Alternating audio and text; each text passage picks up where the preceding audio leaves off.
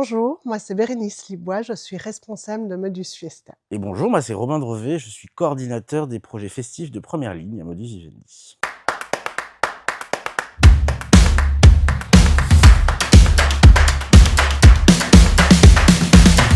Du coup, la réduction des risques, c'est une stratégie de santé publique qui vient, ou du moins qui est un héritage des années SIDA et qui, donc, le but est de travailler directement avec des consommateurs et complémentaire à la prévention, au traitement, aux soins, et donc fait partie des piliers vraiment de travail sur la question des produits illicites et illicites de manière générale. Donc Modus Vivendi, c'est une SBL qui se crée en 1993, qui est héritier des agences prévention SIDA belges, et du coup on récupère toute la question réduction des risques sur les questions SIDA, sur les populations usagères de drogue, de rue ou festives. Nous, notre but, c'est on prend des pairs du public, qu'on forme, et qui vont eux-mêmes voir leurs propres pairs pour du coup discuter, donner de l'information, distribuer du matériel. Et on fait aussi de l'accueil de personnes en surconsommation qui sont dans des situations d'urgence non vitale. Donc ça, c'est vraiment tout notre travail sur la question du public festif qu'on rencontre dans les moments de fête, mais il existe évidemment tous les moments de non-fête. Donc c'est pour ça qu'on a créé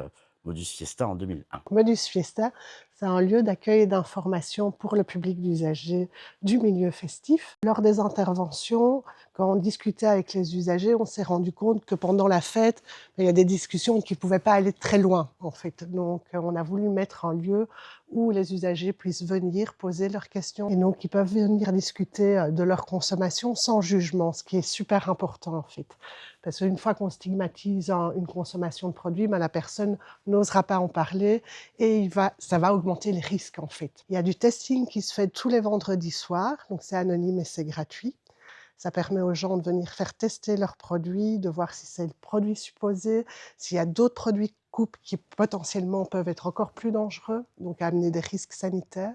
On travaille aussi avec des copermanents, donc avec le RESAD et avec Infordrogue. Donc les usagers peuvent venir ici et nous faire du relais via ces deux personnes-là, donc un psychologue et une assistante sociale. Ça permet d'avoir des personnes ici à qui on peut poser des questions et qui peuvent accompagner aussi les usagers. Pour conclure un petit peu et discuter des enjeux que nous avons actuellement dans le milieu de la fête de manière générale, mais dans le milieu de la réduction des risques même de manière plus globale, je pense. On a deux types de problématiques qu'on va rencontrer, que sont des barrières réglementaires et légales, liées juste à la prohibition de la drogue et la loi de 21, qui du coup forcément stigmatise les usagers et donc éloigne les usagers du service.